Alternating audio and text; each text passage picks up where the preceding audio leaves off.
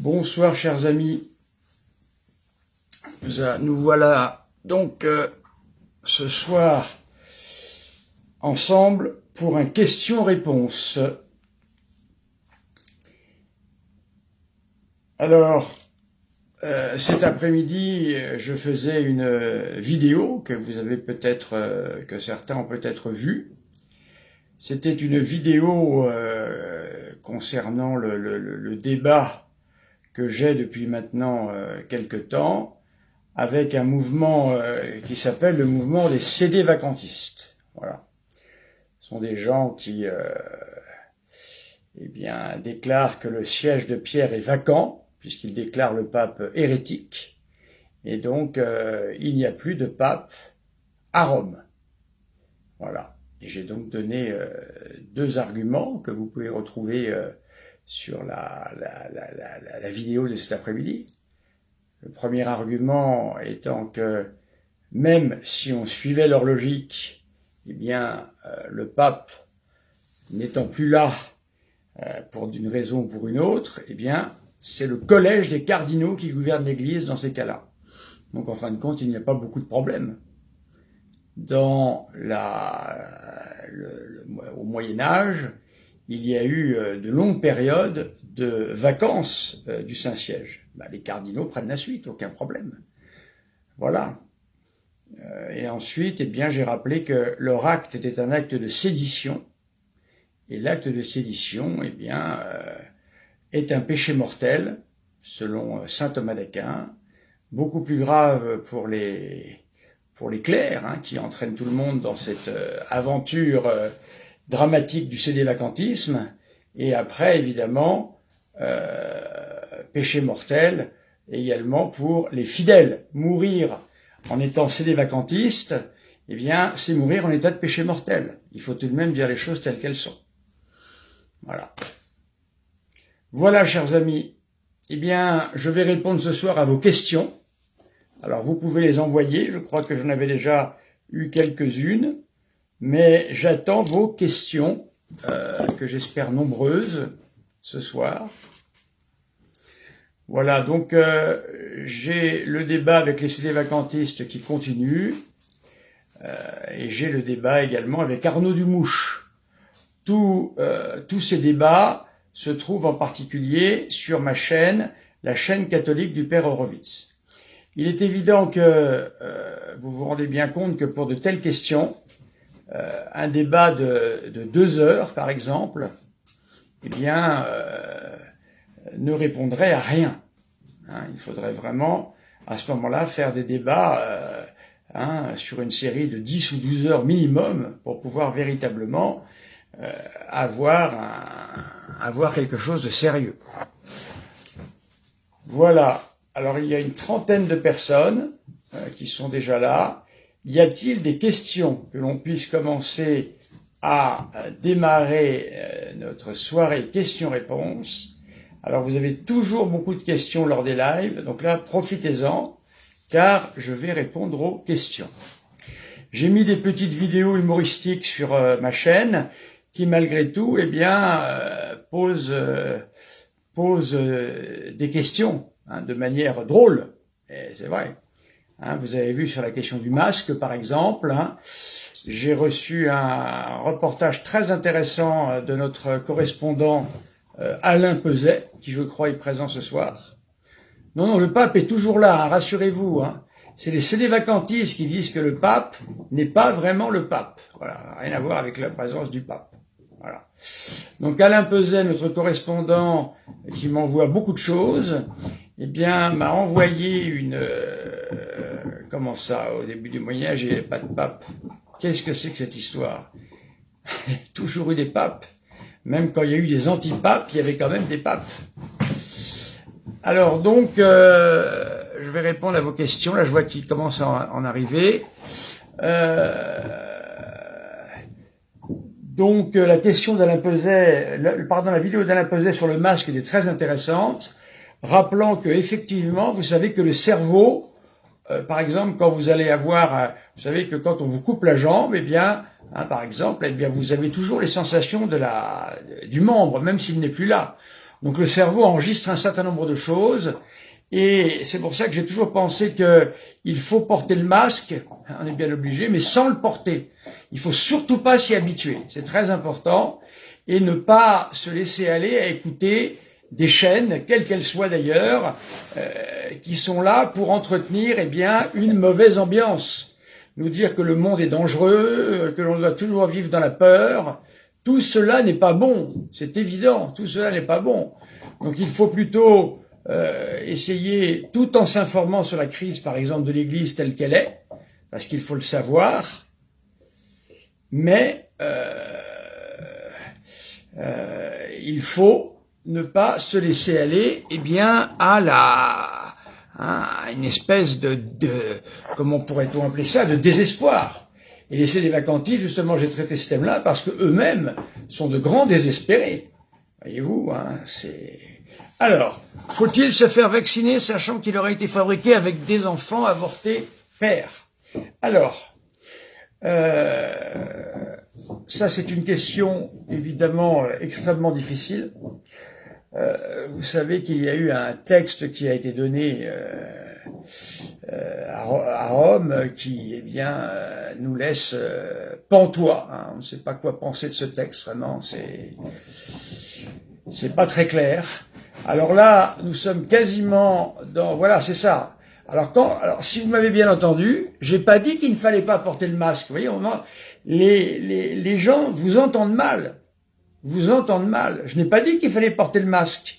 J'ai dit qu'il fallait porter le masque sans le porter. C'est-à-dire, comme Saint Paul eh bien, nous dit, ou Saint Jean nous dit qu'il faut être dans le monde, mais pas du monde. Ben, c'est un peu pareil.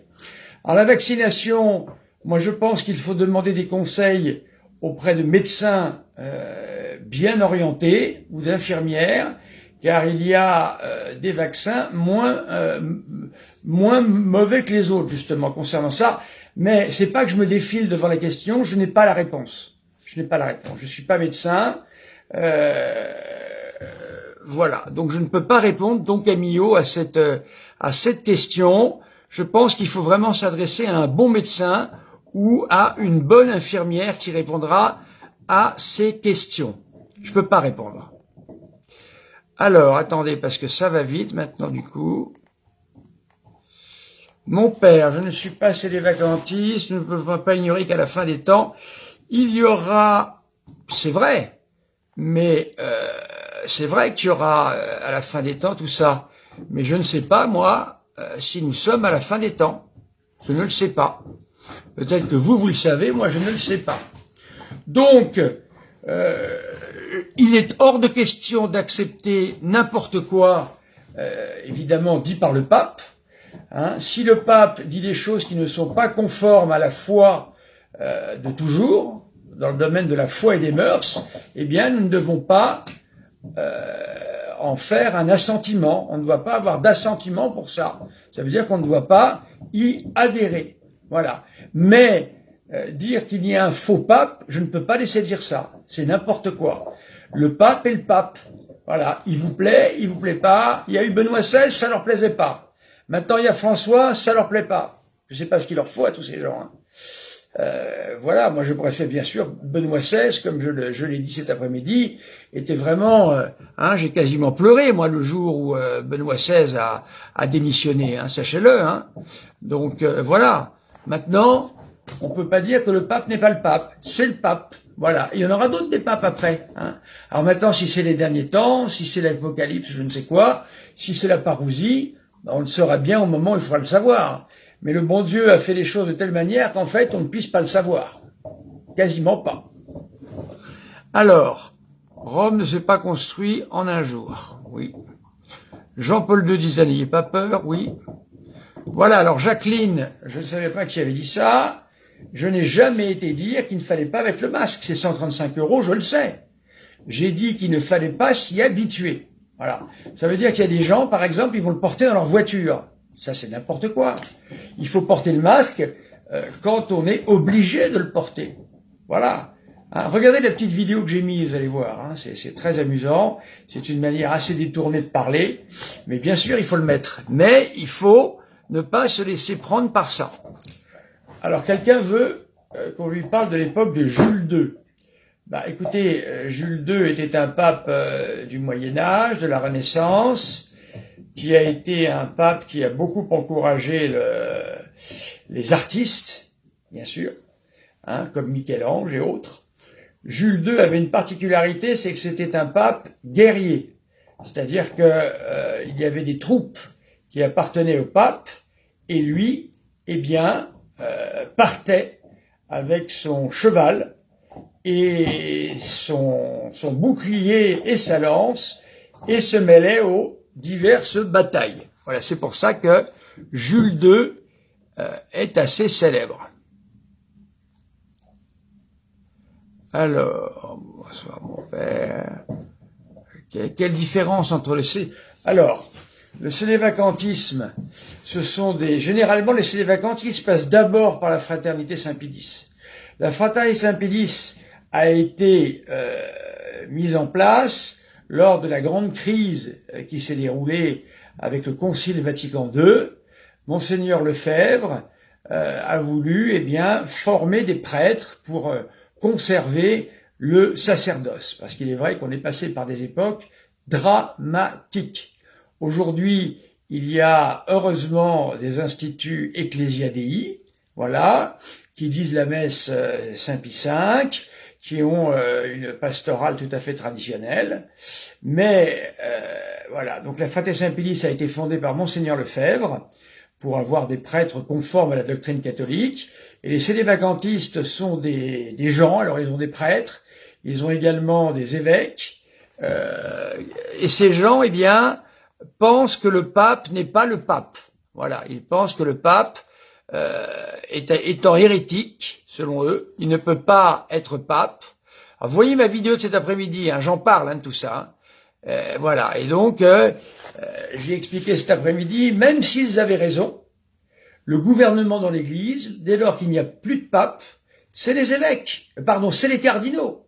Donc je ne vois même pas l'opportunité de leur position. Même s'ils ont raison, ce sont les cardinaux qui doivent gouverner l'Église. Donc je pense que ce sont des gens désespérés. Ce sont des papistes, c'est-à-dire qui donnent plus d'importance au pape qu'il ne faut, et qui évidemment sont désespérés parce que le pape n'est pas comme ils voudraient qu'il soit. Alors voilà. Boycott les vaccins. Écoutez, ça vous pouvez le dire. Moi je pense qu'il faut avoir des avis médicaux sur ces questions-là. Je ne suis pas médecin, je peux vous parler de théologie, d'histoire de l'Église autant que vous voulez, mais je ne peux pas vous parler. Que pensez-vous du nouvel ordre mondial? Ben écoutez, c'est pas nouveau le nouvel ordre mondial. Hein. Si vous prenez les différents présidents de la République qui se sont succédés depuis, disons, après Mitterrand, je pense, hein, eh bien, le nouvel ordre mondial, c'est pas d'hier. Il est déjà là, le nouvel ordre mondial. Dès lors que l'avortement est permis dans tous les pays du monde quasiment, c'est le nouvel ordre mondial. Voilà, voyez-vous, dès lors que nous sommes gouvernés par des gens qui sont souvent liés à la franc-maçonnerie, c'est le nouvel ordre mondial. Dès lors que l'on peut marier 2 hommes, 2 femmes, c'est le nouvel ordre mondial. Voyez-vous, donc on ne va pas vers le nouvel ordre mondial, on est dans le nouvel ordre mondial, bien sûr. Et si vous remarquez bien, le nouvel ordre mondial, c'est de prendre le contre-pied systématique de ce qu'enseigne l'Église catholique. Voilà. Donc c'est pas d'hier qu'on est dans le nouvel ordre mondial. Ah, bonjour du Québec. Bonjour amis québécois. Toujours très sympathiques les Québécois. Ce sont de très... ceux qui sont catholiques fervents là-bas sont exceptionnels. Eh bien, voyez-vous, donc le nouvel ordre mondial, on ne peut pas le nier, il est sous nos yeux tous les jours. Une dame m'expliquait que sa nièce, eh bien, je ne sais qui, dans sa famille, voilà, allait subir une opération pour soi-disant changer de sexe. Donc on est dans le nouvel ordre mondial, on y est tous les jours dans le nouvel ordre mondial, tous les jours. C'est donc pas une nouveauté, si vous voulez. Comprenez, je ne le mets pas en cause, hein, il est vrai, mais on y est depuis longtemps. Et voilà. Dès lors que vous acceptez des lois contre nature comme l'avortement, eh bien, c'est le nouvel ordre mondial qui est installé déjà. Alors, pouvez-vous nous parler le pape Étienne VI? Oui, à ça j'en parlerai plus tard parce que c'est un peu trop long. Mon père, tout ce qui n'est pas le fruit d'une conviction est péché. Je comprends même pas la question. Mon père, tout ce qui n'est pas le fruit d'une conviction est péché. Non, non. Il y a des choses dont on n'est pas sûr et c'est pas forcément un péché. Nous ne l'affirmons surtout pas. Nous sommes prudents. Et si tel est le cas, nous serons soudés autour de l'Église. J'ai du mal un peu avec cette question, je comprends mal. Si vous voulez la reposer, il n'y a pas de problème. Personne ne remplacera Jésus-Christ. Bah oui, bien sûr. Jules II a fait lancer le plan de reconstruction de Saint-Pierre de Rome. Tout à fait. Mais je pensais que vous me parliez de Jules II, parce qu'il est surtout connu. Bon, je l'ai dit, il a effectivement été un pape mécène, c'est-à-dire qu'il avait des fonds pour financer les artistes, mais c'était surtout un pape connu pour être un pape guerrier. Le nouvel ordre mondial, voilà Livio, je pense que le nouvel ordre mondial, il est sous nos yeux tous les jours. Il a commencé peut-être, je sais pas, on pourrait dire qu'il a commencé à la Révolution française, le nouvel ordre mondial. C'est ça le nouvel ordre mondial.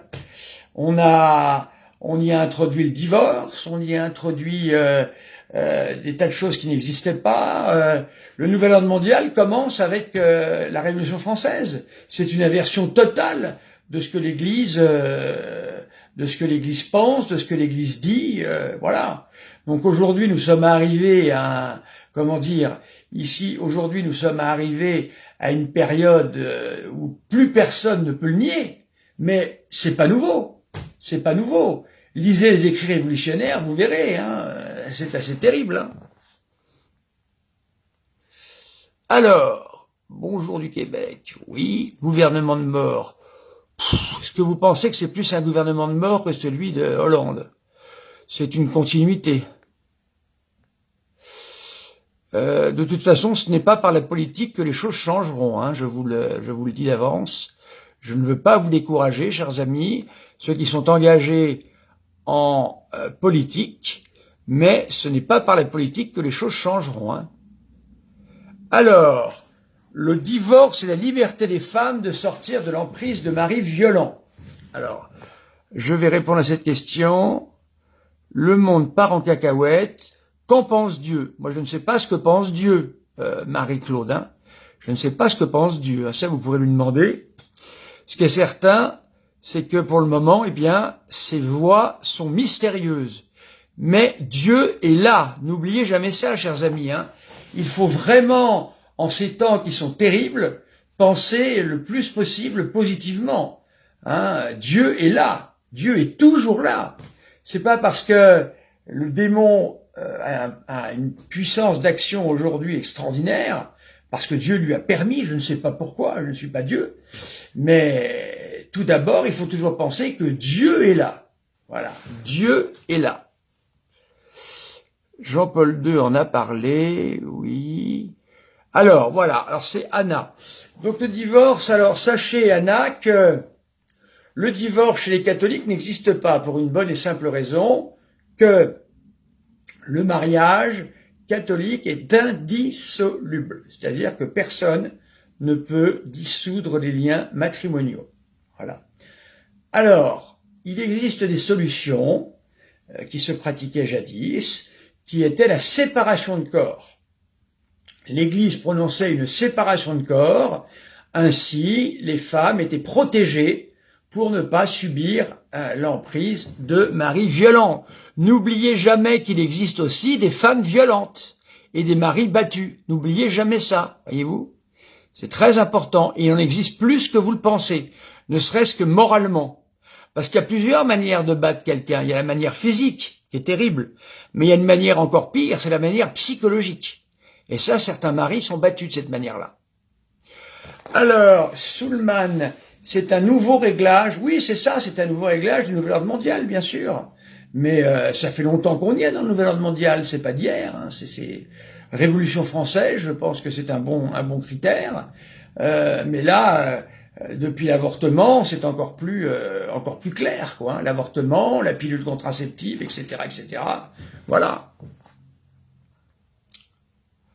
Alors, une étape de plus. dans l'odyssée de l'humanité d'homme. Vous savez, l'humanité, elle en a vu beaucoup, l'Église aussi. Hein. Donc c'est pour ça qu'il faut se dire aussi ça et ne pas l'oublier, c'est très important. Mon père, je disais que affirmer que le pape est le dernier faux pape est un péché. C'est-à-dire que, il faudrait déjà dire que c'est un faux pape, c'est un vrai pape. Car tout ce qui n'est pas le fruit d'une conviction est péché. Ceci dit, même si c'était le cas, cela ne le sera. Oui, mais sous quelle forme, on ne sait pas précisément. Vous savez, tout ça est bien mystérieux. Cela doit nous rapprocher de l'Église et de nos prêtres, tout à fait, car le bon Dieu a besoin de notre amour. Bien sûr, tout à fait juste. Alors, c'est ce que j'expliquais pour les cédés-vacantistes, qu'il faut se battre dans l'Église et pas en dehors de l'Église. Sinon, on fait comme Luther. Alors, merci pour la belle image, Thérèse. Pensez-vous que l'état profond ainsi que la franc-maçonnerie doit tomber afin de retrouver de vraies valeurs? Que le mal redevienne mal? Bien sûr. Et tout ça tombera un jour. Quand, comment, pourquoi, je ne sais pas. C'est comme les hérésies. S'il y a des hérésies qui, à l'heure actuelle, vous semblent permises, l'Église a les anticorps. Et ces hérésies, on en sera débarrassé. Et bien rapidement, soyez-en sûrs. Donc c'est pareil. La maçonnerie aujourd'hui est à une dimension peut-être comme jamais vue. Hein, elle est présente partout. C'est surtout des affaires de magouille pour pouvoir faire des affaires avant tout. Tout ça n'est qu'un vaste prétexte pour se rencontrer et être capable de se mettre ensemble afin de faire de bonnes affaires. Mais il est évident qu'un jour, tout ça va s'effondrer. Tout ça n'est que mensonge. Le mensonge ne fera que de s'effondrer, c'est évident. Quand? Je ne sais pas. Hein, voilà. Alors, on me dit, les membres de la Fraternité Saint-Pédis sont-ils reconnus par l'Église? Alors, attendez, parce que je vais redescendre un petit peu. Pardonnez-moi, je vais répondre. Macron est une malédiction pour la France. Tout à fait, tout à fait, tout à fait. Alors, on dit qu'on a le gouvernement qu'on mérite. Je ne sais pas. Beaucoup de catholiques ont voté pour Macron, je crois. Oui, c'est une catastrophe, mais le précédent était aussi une catastrophe. Et le précédent était encore une catastrophe. Alors, entre toutes ces catastrophes, moi, je ne sais pas quel est le pire. Hein. Vous préféreriez Hollande? Je sais pas. Mais moi, je veux pas trop parler de politique, hein, c'est pas mon domaine. Les membres de la Fraternité Saint-Pédis sont-ils reconnus par l'Église? D'après Vatican II, SAS, je sais pas ce que ça veut dire, le problème. Alors, la Fraternité Saint-Pédis, c'est très compliqué leur parcours, hein. Parce que ils ont été reconnus comme étant membres de l'Église avec Benoît XVI. Ensuite, il y a eu des accords qui ont été proposés. Ces accords n'ont pas été acceptés. Voilà. Alors donc, nous sommes dans une situation extrêmement compliquée. Sont-ils dans l'Église? Certains disent que oui. Ne l'y sont-ils pas? Certains disent que non. Voilà. Je peux pas mieux vous dire. Comment faire pour vivre dans ce monde que je n'aime plus? Écoutez, Marie-Claude, il y a beaucoup de gens qui sont nés à des époques qu'ils n'aimaient pas. Hein. La Deuxième Guerre mondiale, je suppose que ça devait pas être marrant. Verdun, ça devait être assez terrible. La Révolution française, n'en parlons pas. Écoutez, c'est la même réponse que pour le masque. Il faut être dans le monde sans être du monde. Ça veut dire que, évidemment, si vous avez une télévision, déjà, ça va mal. La télévision, sa meilleure place aujourd'hui est à la cave. Voilà. J'ai regardé un petit bout de télévision hier, mais c'est affreux, c'est effrayant. Tout est fait pour faire que les gens désespèrent. Alors on leur dit bientôt il va y avoir un confinement. Ah non, c'est pas sûr. Enfin, écoutez, non seulement ça n'informe pas, mais en plus ça déforme et en plus ça rend les gens complètement fous. Hein.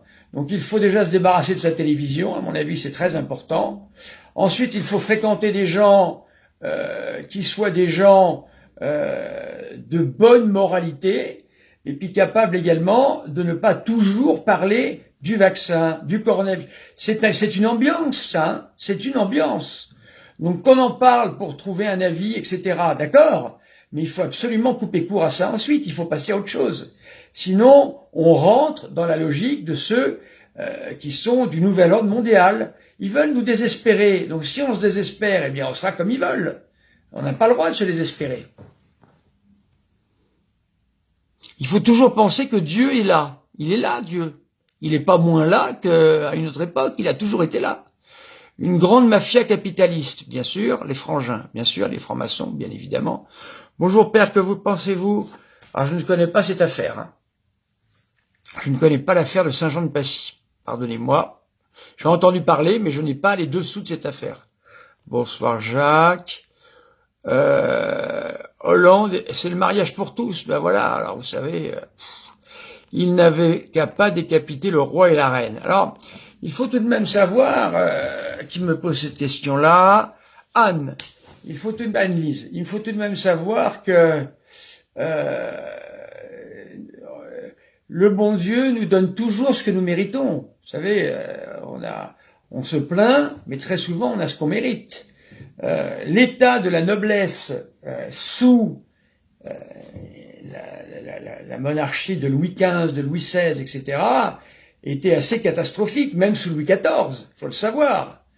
Donc écoutez, on a eu l'addition de tous les péchés accumulés. Voilà. Hein, les rois qui ne pensaient qu'à tromper leurs femmes, la noblesse et un certain clergé qui ne s'occupait pas du tout des pauvres, ben écoutez, on l'a payé très cher, hein, et peut-être que ça a été la révolution. Voilà.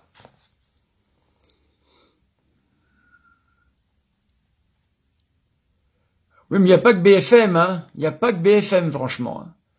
Que pensez-vous? Je ne sais pas. Je l'avais dit, je ne sais pas. Que penser de cette éviction? Alors, un live sur le combat spirituel de Scupoli, c'est ça? Ou de ce combat spirituel en général?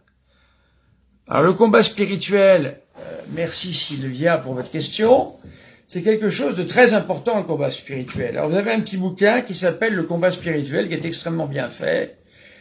C'est un petit ouvrage qui est petit comme l'imitation de Jésus-Christ, qui est sorti au début du XXe siècle, et qui a été fait par un frère qui était de la congrégation des Terrentins. Et donc, c'est très important ce que vous dites, parce qu'aujourd'hui, beaucoup veulent des miracles, beaucoup veulent des apparitions mariales, mais très peu s'occupent du combat spirituel. Donc vous avez tout à fait raison, Sylvia. Le combat spirituel, appelé également ascétisme, est vraiment la chose la plus importante, bien sûr.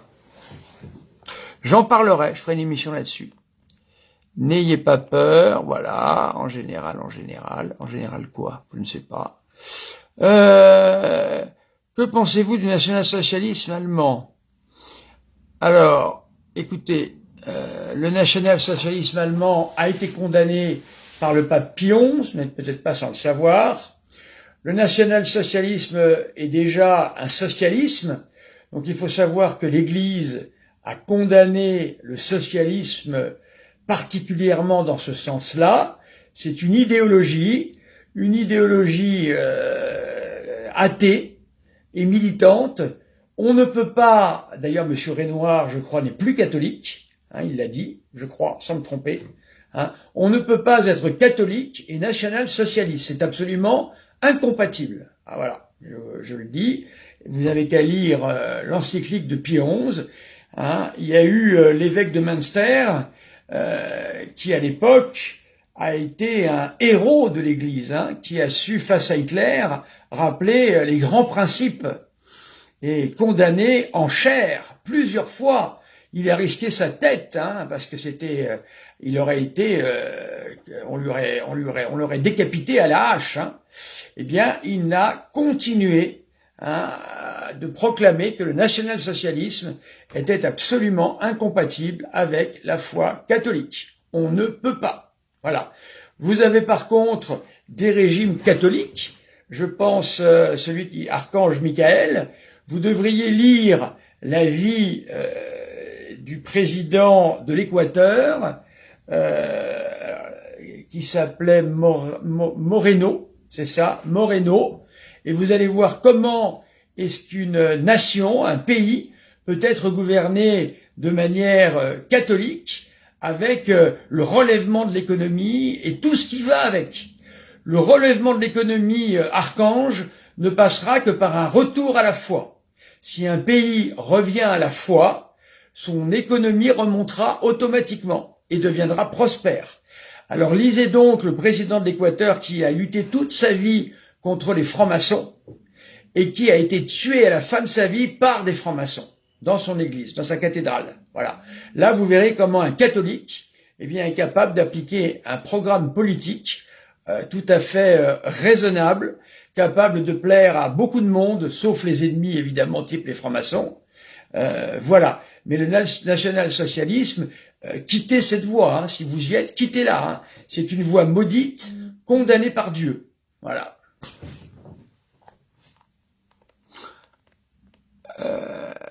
En tant que catholique, a-t-on le droit d'être en colère en ce moment? Bien sûr. Dieu lui-même, l'auteur des psaumes lui-même, se met en colère, bien sûr. Du moment que c'est contre le mal, vous avez tout à fait le droit de vous mettre en colère. Peut-on mener ce combat en tant que chrétien? Oui, bien sûr. Être dans la résistance. Qu'est-ce que vous appelez la résistance? La résistance, vous savez, il faut la faire tout seul à l'heure actuelle, hein, parce que c'est très difficile. Alors bon, vous avez peut-être quelques groupes, je ne sais pas ce qui se présente aujourd'hui. Il y a eu les gilets jaunes un temps, bon, je ne sais pas où tout ça en est. En tous les cas, on peut être en colère, bien évidemment, c'est évident. Sainte Jeanne d'Arc, écoutez, Sainte Jeanne d'Arc, c'est une immense sainte, mais totalement inimitable. Car Sainte Jeanne d'Arc, c'est un miracle permanent. Sainte Jeanne d'Arc a été mise, c'est une petite gamine qui a été mise, une femme et une petite gamine qui a été mise à la tête des armées françaises. Alors, bien sûr qu'elle a été bénie par le Seigneur, et plus que ça, même, elle a été canonisée. Donc, bien sûr, à travers bien des épreuves. Donc, c'est un exemple pour nous, certes, mais c'est inimitable. Si ce n'est sa vertu personnelle, le reste est inimitable. Elric, salut à tous, le motoproprio du pape ouvrant sur l'acolytat féminin, tradition, hérésie, erreur. Écoutez, c'est difficile à dire. Alors, il faut savoir que l'acolytat, évidemment, n'est pas une ordination du tout. Il faut savoir également que ça fait belle lurette que les femmes lisent à l'église, dans la messe Paul VI du moins, lisent à l'église, sans que jusque-là, ça n'ait choqué personne. Voilà. Donc elles le faisaient déjà. Ensuite, le service de la messe, le gros problème évidemment, c'est que jadis le service de la messe était une possibilité de conduire vers le sacerdoce. Aujourd'hui, est-ce que c'est toujours le cas? Je ne sais pas. Le problème, c'est que ça chasse les garçons de cœur garçons, voilà justement, les enfants de cœur garçons. Alors, que penser de ça? C'est certainement pas bon. Hein. Est-ce que ça durera? Vous savez, mettez-vous bien dans la tête que ce qu'un pape fait, le suivant peut le défaire. Donc, il suffit d'avoir un pape suivant qui dira « tout ça, c'est terminé » et ça sera terminé. Donc, vous savez, à mon avis, il y a bien pire que ça. Ça sera certainement abrogé, je pense. On verra. Alors, oui, le combat spirituel du père d'Escouvemont. Le père d'Escouvemont, tout ce que j'ai déduit était très bon. Voilà. Renoir était sédévacantiste. Et ben voilà un bon exemple. Un homme Renoir, sédévacantiste. Voilà. Il était père de famille, je crois, de nombreux enfants. Je veux pas trop entrer dans sa vie privée, mais je crois que ça a pas trop duré. Et là, je crois aussi qu'il n'est plus catholique. Hein. Je crois qu'il a plus ou moins perdu la foi. Il est agnostique ou je ne sais quoi. Voilà. Vous voyez à quoi conduit le sédévacantisme. Hein. Le sédévacantisme, de toutes les façons, comme je l'ai dit cet après-midi, hein, c'est un moyen de subvertir les fidèles par rapport à l'autorité. Donc, c'est une sédition. Et saint Thomas d'Aquin nous dit que la sédition est un péché mortel. Donc, selon moi, mourir sédévacantiste, c'est, selon moi, je le pense, hein, c'est mourir, dans un état de péché mortel. Voilà, c'est mon avis. Pie XII, vous savez, l'index a été aboli par Paul VI, mais déjà sous Pie XII. Vous savez que Pie XII aurait régné plus longtemps, il aurait ouvert le Concile Vatican II, c'est quasiment sûr. Hein. Pie XII avait déjà commencé a entamé la réforme liturgique, avec la réforme du samedi saint. Alors l'index, il est arrivé à un moment donné où l'index au Moyen-Âge était tenable, arrivé au temps moderne, avec l'imprimerie, etc., c'était plus tenable. Alors pourquoi? Mais il y a plus fort que ça, puisque le national-socialisme a carrément été condamné par Pie XI. Donc c'est plus fort encore que l'index. Est-ce que regarder un film d'horreur, ah voilà des bonnes questions, qui met en scène des scénarios dans lesquels les personnages appellent les esprits, alors, bon écoutez, tout dépend évidemment comment on regarde ces films. Si ces films sont simplement des divertissements, qu'il n'y a pas d'attaque contre l'Église, bon, il y a des limites à tout, il peut y avoir des films qui évoquent ce genre de choses. Maintenant, voir des films d'horreur carrément, je ne le conseille pas. Hein, je ne le conseille pas. Parce que ça nous met des très mauvaises idées dans la tête. Maintenant, il peut exister des films qui sont très bons où on évoque ce genre de choses. Voilà. Mais les films d'horreur eux-mêmes, non, je pense pas qu'on puisse regarder les films d'horreur. Hein. Ça vous pourrit la tête, ça. Oui, ça j'ai déjà vu. Une monarchie au droit divin, n'est-elle pas le gouvernement le plus... Alors, évidemment, en soi, l'Église est un régime monarchique. Il y a une cour, il y a un pape, il y a une cour, voyez. Donc, c'est sûr, le régime dans lequel l'Église se sent le plus à l'aise, c'est un régime monarchique. Ça, c'est certain. Le problème, c'est que le pape Louis XVI était certainement un roi de France qui aurait conduit à une monarchie constitutionnelle. Or, quand nous voyons l'état des monarchies constitutionnelles à l'heure actuelle, est-ce que ça vous fait envie? Est-ce que vous voulez qu'on ait une monarchie comme les Anglais? Vous avez vu l'état de la monarchie anglaise? Hein, est-ce que vous avez vu ça? Est-ce que vous voulez qu'on ait une monarchie de type, de quel type peut-on avoir? Espagnole, où le roi a été inauguré un musée du communisme? Non, soyons sérieux. Aujourd'hui, vous savez, alors certes, il y a eu les 43 qui ont fait la France. Aujourd'hui, je ne sais pas où on va. Je ne le sais pas. De toutes les façons, ça, c'est Dieu qui le donnera s'il le souhaite. Mais je ne pense pas que ça se fera avec les vieilles souches. Hein. Je suis contre la loi de 1905. Bien sûr, bien sûr. Mais n'oubliez pas, Marie-Claude, j'aime à le rappeler à nos amis célévacantistes aussi qui n'y croient pas, que la loi de 1905 a été faite grâce au ralliement à la République. 1892 du pape Léon XIII, je l'ai déjà dit plusieurs fois. Il n'y aurait pas eu toutes ces portes qui s'ouvraient face à la République athée et franc-maçonne de l'époque, hein, et aujourd'hui encore, eh bien je pense que effectivement 1905 n'aurait jamais eu lieu. La récompense au ralliement à la République, ça a été 1905 tout de même, hein. C'est-à-dire 30 000 religieux qui ont été chassés de leur couvent, qui n'ont pas pu, là regardez, c'est pas le nouvel ordre mondial ça, 35 000 religieux qui ont été chassés, c'est-à-dire que l'éducation était jusque-là catholique, elle est passée à l'éducation laïque, voyez-vous. Donc évidemment, bien sûr, vous avez raison. Alors, je voudrais qu'elle soit abrogée. Qu'est-ce que vous souhaiteriez qu'elle soit abrogée? La République? Peut-être, oui, effectivement. Pouvez-vous, mon père, mettre fin faussement sur la toile de... Ah, mais le pape n'a jamais... Qu'est-ce que c'est que cette histoire-là? Ça, c'est les fake news, ça. Hein. Le pape n'a jamais été arrêté. Ça a été écrit, effectivement. Mais le pape n'a jamais été arrêté. C'est n'importe quoi, ça. Écoutez... Hein, on est choqué par des paroles qui peuvent être dites du pape, hein, on peut le dire, moi je le pense, mais il n'a pas été arrêté, hein, certainement pas. Ça c'est n'importe quoi, voilà. Donc enlevez-vous ça de la tête, hein. C'est absolument faux. C'est fou, hein, comment tout ça peut prendre dans les têtes. Hein. Nous devons prier pour la conversion de la France, tout à fait, de ses dirigeants, tout à fait. Comment obtenir l'indulgence plénière? Alors l'indulgence plénière peut s'obtenir de différentes manières. La manière, disons peut-être la plus simple pour l'obtenir, est de dire un chapelet dans une église. Si vous dites un chapelet dans une église, vous pouvez ensuite en vous confessant et en priant pour le pape, eh bien, vous pouvez obtenir l'indulgence plénière. Vous avez un petit manuel, je ne sais pas s'il existe toujours, qui s'appelle le manuel des indulgences. Voilà. Bonjour mon père. Alors attendez, j'ai pas pu lire là. Merci pour tout ce que vous faites. Merci Mathieu. Je rends grâce à Dieu pour vous et pour tous les prêtres. Fidèle à la foi catholique l'enseigne.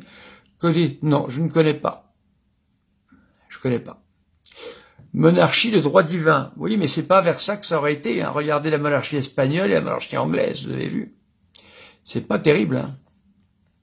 Faut pas dire que ce soit terrible tout ça. Encore une fois, lisez la vie du président Morano. Vous allez voir, vous allez être absolument ébahi par tout ce que cet homme a fait en Équateur. Il a consacré son pays au Sacré-Cœur de Jésus, mais cela ne suffit pas. Il a ensuite, relancé quasiment des corporations chez lui. Voilà. Le rosaire, oui, voilà. Ça, c'est un objet extrêmement puissant pour notre époque et toutes les époques d'ailleurs. La récitation du chapelet. Voilà. Récitez votre chapelet. Tous ceux qui sont ici déprimés, tous ceux qui perdent confiance, récitez votre chapelet. Réfugiez-vous dans le Sacré-Cœur de Jésus, dans le cœur immaculé de Marie. Et n'oubliez pas que la Vierge Marie, j'avais fait un numéro spécial sur les apparitions mariales. Dans les apparitions mariales authentiques, eh bien, vous voyez que la Vierge Marie nous dit la réalité du monde tel qu'il est, et non pas tel qu'on pourrait l'imaginer. Voilà. Donc, restons groupés avec la Vierge Marie. Soyons des dévots à Marie. Alors, ceux qui pensent que c'est la fin des temps, eh bien, de toute façon, c'est la fin des temps, puisqu'après l'arrivée de notre Seigneur, ce sont les derniers temps. Mais il est évident que il faut, eh bien, devenir un grand ami de la Vierge Marie. Alors, Archange Michael, personnellement, mon père, je suis national-socialiste et chrétien. Les deux termes sont antinomiques. Le national-socialisme est pour le bien commun, oui, mais c'est une idéologie athée et païenne. Je vous rappelle que il y a eu des prêtres qui ont été dans les camps de concentration, beaucoup de prêtres. Les livres national-socialistes, témoignages, voilà, je vous dis, lisez l'encyclique de Pie XI. On ne peut pas être national-socialiste, c'est absolument impossible. Vous avez vu d'ailleurs où tout ça a conduit. Comme Napoléon, Napoléon c'était le bras armé de la Révolution, il a fini sur une toute petite île. Mais de la même manière, Hitler a fini dans son bunker. Voilà. Donc c'est absolument intenable cette position. Alors Archange, je vous conseille de ne pas vous battre pour ce genre de choses. Vous allez y laisser des plumes. Je vous conseille plutôt de vous mettre à l'étude des corporations catholiques, par exemple. Lisez la vie du président Moreno, encore une fois. Vous verrez comment est-ce que le bien commun peut être parfaitement équilibré pour tout le monde sans aller chercher des théories socialistes. Parce que c'est du socialisme. C'est-à-dire que c'est un dérivé du communisme en plus. Je vous rappelle tout de même que le seul journal qui avait été autorisé en France sous l'occupation allemande, c'était l'Humanité. Je vous rappelle tout de même que Hitler a fait le pacte germano-soviétique, ce qui veut donc bien dire que il y a entre le national-socialisme et le communisme une connivence évidente. Et le communisme a fait 100 millions de morts. Voilà. Donc, je vous déconseille fortement d'aller dans cette voie-là. Il y a des choses qui sont autrement bien plus belles à faire. Ça ne va pas. C'est condamné par l'Église et c'est une catastrophe en soi. C'est catastrophique, évidemment, la majorité sexuelle. Alors, ce sont les hypocrites. En ce moment, ils sont en train de dire que c'était pas ça qu'ils voulaient faire, mais c'est tout à fait ça qu'ils sont en train de faire, puisque nous avons des cas très régulièrement jugés devant les tribunaux, d'un père incestueux, par exemple, et qui va sortir libre en prenant une peine de prison avec sursis. Voilà. Alors en ce moment, il y a beaucoup de cas qui sont en train de sortir. Vous avez vu, hein, il y a des cas. Nous avons vu dernièrement un grand homme de loi là qui a été pris pour une affaire d'inceste. Et c'est pas fini. Hein. C'est loin d'être fini, croyez bien. Donc c'est un scandale, un scandale. Mon père, que pensez-vous de Macron qui dit en avril 2020 « Je crois que notre génération sans savoir que la bête de l'avènement est là ». Qu'est-ce que monsieur Macron peut savoir de l'arrivée ou non de l'Apocalypse, des temps de l'Apocalypse, etc. Je vous rappelle que notre Seigneur lui-même, il le savait, mais ce n'était pas dans sa mission. Alors écoutez, vous savez, toutes ces choses-là, les dates, etc., je vous déconseille de pareillement. Je sais bien qu'il y a une grande soif, hein, comme il y a beaucoup de craintes aujourd'hui, il y a une grande soif d'être au courant de ce qui se passe. J'aime bien rappeler que entre le moment où Noé a été appelé à faire son arche et le moment où il y a eu le déluge, il s'est passé plusieurs centaines d'années. Donc, le temps de Dieu n'est pas le nôtre. N'oubliez pas ça non plus. Voilà. Donc, c'est pas parce que, même si ce que disait Macron était vrai, je ne sais pas quelle qualité a-t-il, ce monsieur, pour dire ça. Est-il un prophète de Jésus? Je ne le crois pas. Bon, il n'y a plus de prophète de toute façon maintenant. Mais, même si cela était vrai, cela pourrait vouloir dire qu'en fait, il se manifesterait peut-être que dans 200 ou 300 ans. Vous savez, c'est très mystérieux tout ça. Hein. Très, très mystérieux. Mais les possédés, vous savez que lorsque vous voyez le démon, vous voyez bien que le démon ne sait pas tout. Le démon a une très, très grande intuition. Ainsi, il peut, eh bien, voir certaines choses à l'avance. Mais le démon ne sait absolument pas quand arrivera la parousie. Le démon ne sait absolument pas quand se passera la fin des temps. Tout ça, c'est Dieu seul qui le sait.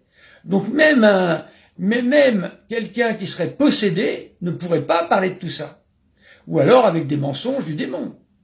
Je comprends mal, voyez-vous. Donc je pense que il faut faire comme Saint Dominique Savio. Hein, souvenez-vous, quand on lui demande, hein, il est en train de jouer à la balle contre un mur, il tape sa balle contre un mur. On lui demande, mais que feriez-vous si vous saviez que dans un quart d'heure, c'était la fin du monde? Eh bien, il dit, je continuerai de jouer à la balle. Ce qui compte, c'est d'être prêt, c'est tout. Si on se confesse régulièrement, si on a une vie chrétienne fructueuse, avec une grande relation avec notre Seigneur et la Sainte Vierge Marie, ben voilà, qu'est-ce que vous voulez qu'on fasse de plus?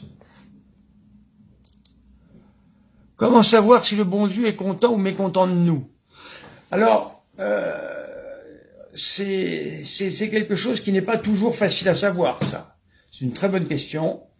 Je pense que le bon Dieu est content de nous toutes les fois où nous nous approchons de lui, toutes les fois où nous essayons justement de mener le combat spirituel, où nous essayons d'avancer dans la vie chrétienne. Voilà. Il nous juge surtout sur la manière d'entreprendre le chemin, plus que sur les résultats. Voilà, donc je pense que le bon Dieu, ce qu'il aime, c'est nous voir prendre l'évangile au sérieux. Voilà, ça c'est très important. Prenons l'évangile au sérieux et le bon Dieu sera content de nous. Mais ne vous fiez jamais à ce que vous ressentez en vous. Parce que des fois, on peut avoir commis par exemple des péchés et se sentir honteux. Ben, ça c'est notre orgueil qui fait qu'on est honteux. C'est pas le bon Dieu qui met ça en nous. C'est l'orgueil. Le bon Dieu, ce qu'il veut, c'est qu'on s'approche d'un confessionnal et qu'on se confesse, tout simplement. Voilà. Mon père, que pensez-vous de Macron? Oui, j'ai déjà lu ça. D'accord. Si une personne se suicide, oui, Dieu sait tout. Dieu sait l'avant, le pendant, l'après. Il connaît tout ce qui était les actions possibles qu'on aurait pu faire et qu'on n'a pas fait. Voilà, qu'on appelle tout ce qui était probable de faire et que nous n'avons pas fait. Dieu sait tout, absolument tout, et c'est une illusion de croire que l'on peut se cacher de Dieu. Est-ce que vous pouvez expliquer dans le livre de l'Apocalypse 12 la femme et le dragon? Alors, oui, évidemment, dans la tradition catholique, cette femme, c'est la Vierge Marie, bien évidemment. La Vierge Marie qui lutte et combat et gagne contre le dragon, c'est bien sûr la Vierge Marie. C'est ce que l'on appelle la représentation de la Vierge de l'Apocalypse, que vous pouvez retrouver dans l'apparition mexicaine. Voilà, il y a une apparition reconnue mexicaine, Notre-Dame de Guadalupe. Eh bien, cette apparition c'est une histoire superbe. On a découvert dans l'œil de la Sainte Vierge, eh bien, qu'il y avait le voyant, et après, par rapport à sa tunique, on a réussi à faire ça. Ceux qui aiment les choses extraordinaires, allez voir ça. Allez voir ça. Allez voir, justement, cette histoire de Guadalupe, vous allez être tout à fait stupéfait. Padre Pio, écoutez, je crois que c'est un saint qui a fait ses preuves. C'est un saint, j'ai l'impression aujourd'hui, beaucoup de gens sont attachés à Saint Padre Pio. Voilà, c'est très bien. Saint Padre Pio, il faut essayer de l'imiter dans sa prière, il faut l'imiter dans son humilité, il faut l'imiter dans le support qu'il a eu des difficultés, puisqu'il a eu affaire à la mafia, Padre Pio. Il a eu affaire à la mafia pendant sa vie, et il a eu des confrères capucins qui étaient des mafieux, qui faisaient partie de la mafia aussi. Et comme il gérait de grands biens, parce qu'il a fait les hôpitaux, les choses comme ça, il avait aussi beaucoup d'argent qui passait entre ses mains, eh bien, il a subi beaucoup de convoitises de la part des mafieux. Voilà. Donc, écoutez, c'est un très grand saint, que dire d'autre? La Sainte Tunique, bien sûr qu'elle est authentique, la Sainte Tunique. Alors, je ne sais pas si vous parlez de celle d'Argenteuil, mais elle est authentique. Je ne vais plus me confesser. Ah, on n'a pas à poser des questions indiscrètes, ça c'est sûr. Le prêtre, normalement, en confession, ne pose que très peu de questions. Par exemple, il peut demander, lorsque vous êtes confessé de quelque chose, il peut dire combien de fois. Parce que, par exemple, quelqu'un qui a volé, eh bien, s'il dit qu'il a volé 2 fois, c'est pas comme s'il avait volé 20 fois. Mais le reste, il n'y a pas à poser, effectivement, de questions personnelles et indiscrètes. Ça, c'est certain, faut faire attention. Voilà, bon. Moi, je ne sais pas quels étaient le genre de questions, mais normalement, bon, les prêtres, bon, il y a peut-être des prêtres qui le font. Mon père, que pensez-vous des grottes de Rouk chrétiens? Écoutez, moi, je suis très partagé sur toutes ces questions-là. Alors, vous en avez qui condamnent absolument tout en disant que tout ça est satanique. Je ne sais pas. Je ne sais même pas quoi répondre à ça. Alors, du métal chrétien, moi, j'avoue que je sais pas trop ce qu'il faut en penser, parce que vu le bruit de la musique métal et vu tout l'appareillage qu'il y a autour, enfin bon, il faut plutôt les encourager, dirons-nous. Doit-on avoir un parrain ou une marraine pour la confirmation? Non, on ne peut avoir qu'une marraine, ça suffit. Ou qu'un parrain d'ailleurs. Est-ce que la femme ne serait pas l'Église d'après Apocalypse 12? C'est possible, mais vous savez qu'on dit que la Vierge Marie a une personnalité et une vie surnaturelle, une vie de la grâce qui est tellement merveilleuse et tellement puissante que la Vierge Marie peut se confondre avec l'Église d'une certaine manière. Donc effectivement, on peut y voir l'Église, mais on peut également y voir la Sainte Vierge. Les deux sont tout à fait possibles. L'Apocalypse est un livre très difficile, avec des ouvertures de partout, car l'Apocalypse est un livre qui a été écrit pour être lu à la fois par des contemporains qui vont pouvoir voir des choses se réaliser.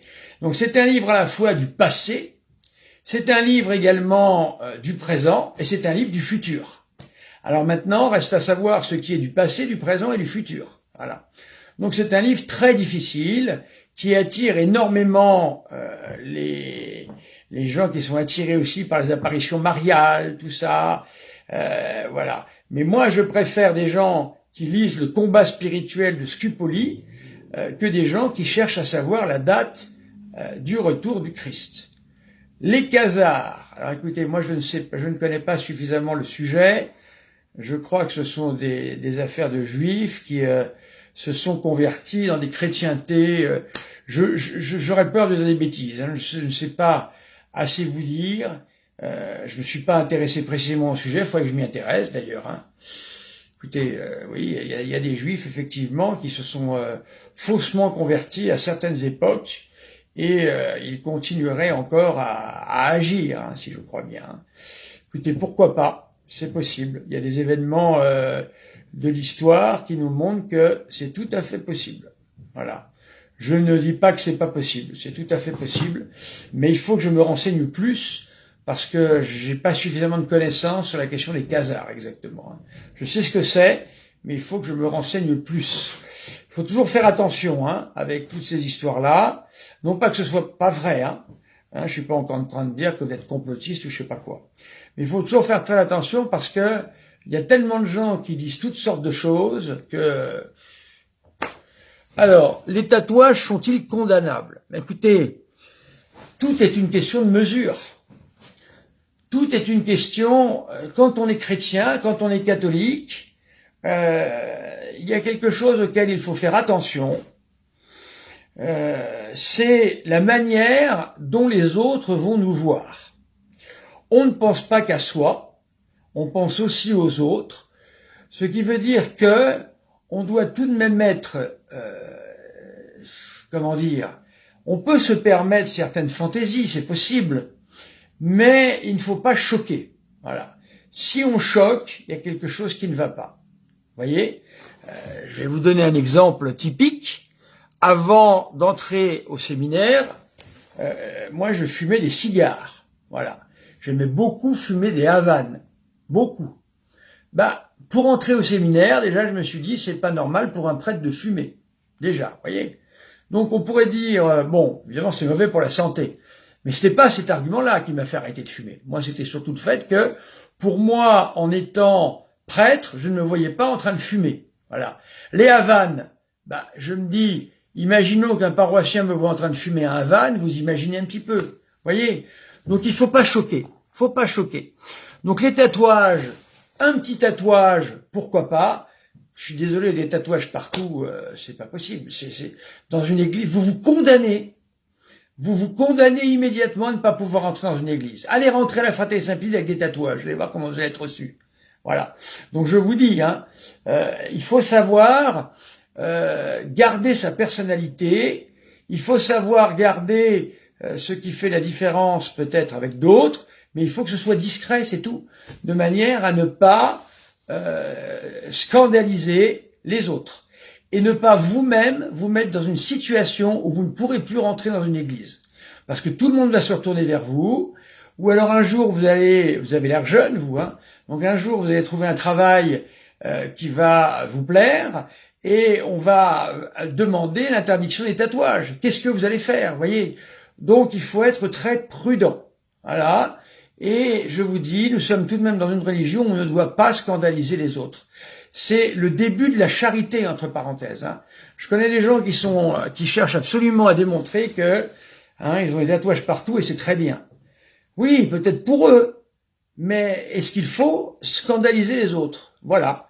Alors on peut dire aussi, j'en ai rien à foutre des autres. C'est possible. Est-ce que c'est vraiment charitable? Vous savez, les habits, la plupart du temps, on s'habille pour les autres. On s'habille pour être présentable. Voyez-vous, il faut quand même avoir un minimum de choses présentables. Donc, je pense que cette question est très relative. Je pense que c'est très relative. Voilà, un tatouage.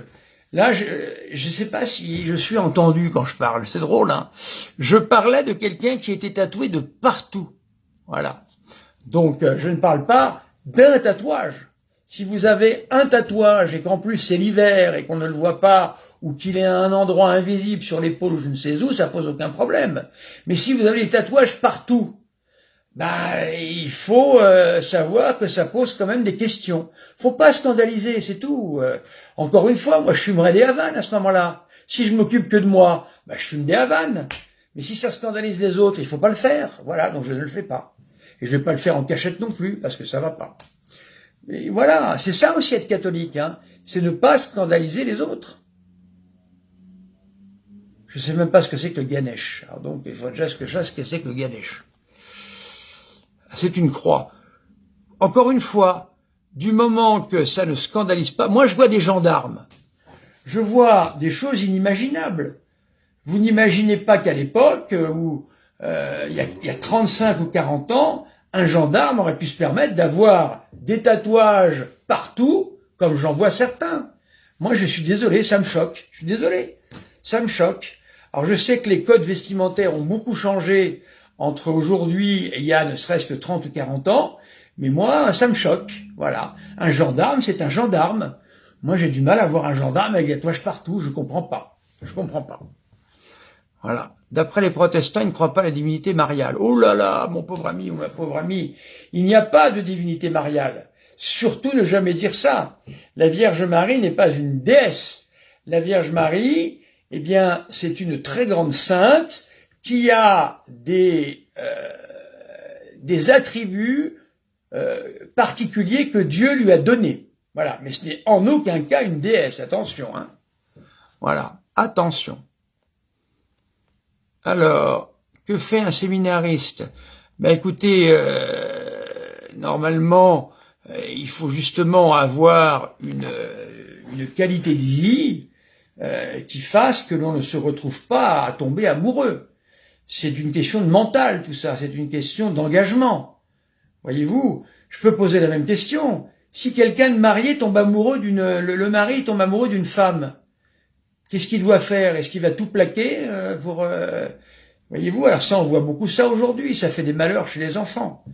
Donc, normalement, il est engagé. Alors, le séminariste, à la rigueur, ça peut arriver. Il y avait un séminariste qui était dans le groupe des prêtres qui chantent, là. Il est tombé amoureux d'une fille, il s'est marié. Bon, un séminariste, ça pose pas de problème. Un prêtre, c'est autre chose. J'ai un tatouage. Bon, bah, très bien. Votre tatouage, à mon avis, ça ne doit pas être des dragons sur toutes vos épaules, Anne, hein, je le suppose. Il y a des tatouages invisibles. Voilà, bah oui, alors voilà, la croix, il n'y a pas de problème. C'est une divinité. Bah, les philosophies orientales, moi j'ai fait des arts martiaux. Ça fait plus de 25 ans que je fais des arts martiaux. Hein. J'ai beaucoup fait de karaté do. J'ai beaucoup fait également du yado, enfin du katana, du yado, de la coupe. J'ai fait un peu de nunchaku également, voilà. Donc, on peut dire, d'une certaine manière, que les arts martiaux, font beaucoup de bien, mais il faut les faire avec discernement. Voilà, les philosophies orientales, c'est pareil. Il y a beaucoup de très belles choses, hein. Il y a beaucoup de choses qui... Le karaté, par exemple, il y a beaucoup de choses qui se rapprochent avec le combat chrétien. Il y a de très belles choses dans le karaté. Voilà. Donc... Ah oui, pardon. Alors, nous avons un tatoueur, Patrick Lambert. Bah écoutez, oui, encore une fois, moi j'ai pas dit que il fallait pas de tatouage. J'ai dit que tout était une question de mesure. Voilà. Si vous vivez dans un phare et que vous êtes tout seul, bon, il n'y a pas de problème. Mais bon, mais si, moi je parle en tant que catholique. En tant que catholique, il faut faire attention de ne pas choquer, c'est tout. Il y a des tatouages qui sont très beaux. Il y a des tatouages qui sont... je connaissais quelqu'un qui avait été à la Légion étrangère, là, il avait un magnifique tatouage ici, là, sur l'avant-bras, c'est des magnifiques, hein. En plus, très réussi. Voilà. Bon, ça, d'ailleurs, il n'y a pas de problème. Mais quelqu'un qui est rempli de tatouages comme catholique, il va s'astreindre à ne plus rentrer dans une église. Tout le monde va le regarder à chaque fois. Ça va devenir, hein, voyez-vous. Donc, il faut faire attention, c'est tout. Les tatouages, oui, avec de bons tatoueurs, mais pensez toujours à votre avenir aussi. Hein, si vous avez 20 ans, que vous faites faire des tatouages partout et qu'un jour, il vous prend de vouloir rentrer dans un corps où on interdit les tatouages, alors, évidemment, aujourd'hui, c'est de plus en plus rare. Mais bon, il n'y a pas de péché à faire des tatouages, c'est évident. Le Dieu et les fonds hindous. Tout dépend le sens que vous donnez à tout ça. À mon avis, voilà typiquement le genre de tatouage que vous ne devez pas avoir de manière visible, parce que ça, évidemment, on va se poser des questions. Mais par contre, tout dépend. C'est pareil. Moi, j'ai beaucoup utilisé le signe du karaté-do, qui est, vous savez, le yin et le yang. Mais le yin et le yang a une explication dans le monde tout de même. Une chose a son côté pile et son côté face, voyez-vous. Donc on peut toujours expliquer ces choses-là sans avoir besoin d'avoir un recours extraordinaire aux philosophies orientales, qui sont souvent extrêmement complexes, surtout pour nous, qui ne sommes pas de cette culture-là. Ganed est une divinité hindoue. Bon. Le noachisme, oui. Alors, quelle est votre question sur le noachisme? Je ne sais pas. Pourquoi les religieuses sont-elles voilées?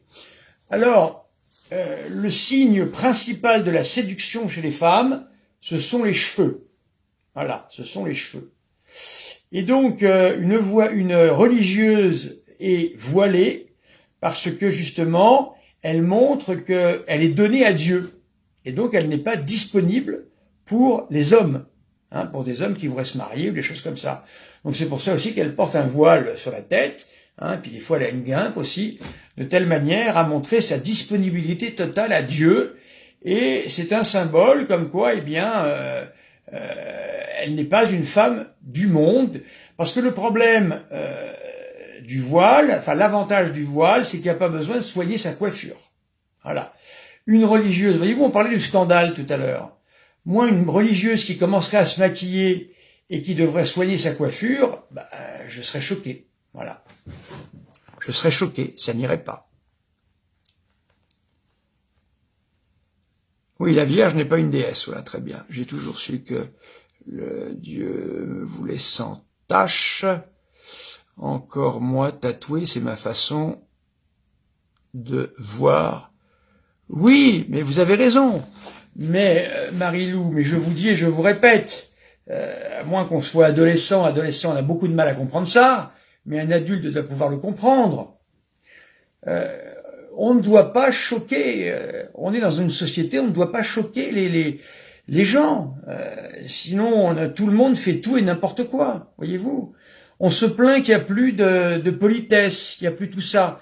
Comment voulez-vous qu'il y ait de la politesse si chacun fait ce qu'il veut sans s'occuper jamais des autres, vous comprenez? Donc un tatouage léger, oui. Un tatouage très visible, trop visible, je ne suis pas sûr que ce soit une bonne idée. Voilà, voilà, c'est mon idée, c'est ma façon de voir. Hein. Encore une fois, vous pouvez penser différemment. Ça ne relève pas de la foi. Hein. Voilà, en plus on a un tatoueur, alors il ne s'agit pas de dire n'importe quoi là.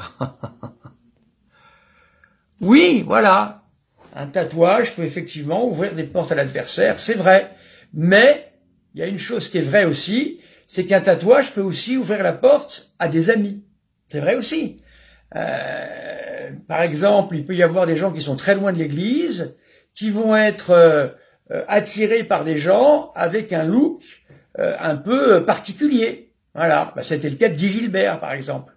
Même si Gilbert, moi, ça me semble être trop, mais bon.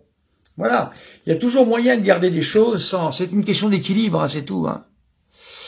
Alors que les mecs se voilent les yeux... Mais non, mais vous comprenez mal les choses, Anna. Le voile des religieuses n'est pas une manière de stopper la convoitise des hommes. Non. J'ai pas dit ça d'ailleurs. Hein. C'est drôle comme on dit des choses et on comprend l'inverse. Les femmes religieuses portent un voile pour elles déjà, pas pour autrui, pour elles. Et c'est un signe qui montre leur consécration à Dieu. Voilà. Mais ce n'est pas ce n'est pas un remède à la concupiscence, comme on dit. Voyez-vous. D'ailleurs, souvent c'est l'inverse. Hein. Vous savez, ce qui est voilé donne beaucoup plus envie d'être dévoilé que ce qui n'est pas voilé. Emmaüs de l'abbé Pierre. Écoutez, Emmaüs de l'abbé Pierre, je crois que c'est de moins en moins catholique. Je ne sais pas si ça l'a vraiment été. Voilà. Voilà. C'est juste, Marie-Lou. Voilà, on a le nez percé, on le retire à la conversion. Voilà. Ça me paraît... Moi, encore une fois, j'ai arrêté de fumer. Il y a beaucoup de choses, hein, on change sa vie. Si on n'arrive pas à comprendre ça, c'est qu'on est encore un adolescent dans sa tête. On a 14 ans, quoi. La nullité de mariage, qu'est-ce que c'est qu'une nullité de mariage? Eh bien, c'est un procès canonique qui a lieu lorsque on a un doute sur la validité du mariage, et c'est assez long, et des juges ecclésiastiques se penchent sur une question pour savoir si le mariage est bien valide ou non. Voilà. Alors, Jean-Paul II avait encouragé les nullités de mariage, il avait bien raison, afin que les gens puissent refaire leur vie dans des cas où il y a eu des mariages trop jeunes, des mariages où il y avait une espèce comment pourrait-on dire, de manque de maturité, etc., etc. Le port de la mantille, non, on peut encore porter le port de la mantille. Le port de la mantille, moi dans mon église, certaines dames le mettaient, alors que j'en ai jamais parlé. Voilà. L'île Bouchard, l'apparition de l'île Bouchard. Alors je ne crois pas que ça a été jusqu'au bout, ça. Je ne sais pas où ça en est, l'île Bouchard. Je ne sais pas exactement où ça en est. Parce que, non, l'abbé Pierre n'a pas été canonisé. Non, non, non. Voilà, chers amis. Eh bien, écoutez, je vais vous laisser pour cette foire aux questions où vous avez posé énormément de questions. C'est très bien. Voilà. Je fais à peu près un live par semaine. Donc, nous nous verrons la semaine prochaine. Aujourd'hui, vous en avez eu 2. Il est toujours possible que j'ai des sujets à traiter un peu particuliers. Vous savez que n'hésitez pas à aller sur ma chaîne YouTube. J'ai pas beaucoup de vues là-bas. Ma chaîne YouTube où vous aurez la chaîne catholique du Père Horowitz, où je continue les débats avec Monsieur Arnaud Dumouche et les débats avec les CD vacantistes. Voilà, je sais qu'on n'est pas beaucoup sur le marché à faire ça, donc c'est pour ça que c'est toujours intéressant. Allez, confions-nous à notre Mère du ciel, et ensuite je vous bénirai tous. Je vous salue Marie, pleine de grâce, le Seigneur est avec vous. Vous êtes bénie entre toutes les femmes, et Jésus, le fruit de vos entrailles, est béni. Sainte Marie, Mère de Dieu, priez pour nous pauvres pécheurs, maintenant et à l'heure de notre mort. Amen. Le Seigneur soit avec vous, et que Dieu vous bénisse, le Père, le Fils et le Saint-Esprit. Chers amis, passez une bonne nuit. Ne vous inquiétez pas de trop avec tout ce qui peut se dire autour de vous. N'oubliez jamais que le passé, le présent et l'avenir appartiennent à Dieu. Voilà. Et que rien ne peut se faire sans la volonté de Dieu. Voilà. Donc, rejoignez le cœur immaculé de Marie. Si vous vous sentez mal, disez votre chapelet et vous verrez que ça ira beaucoup mieux. À bientôt, chers amis.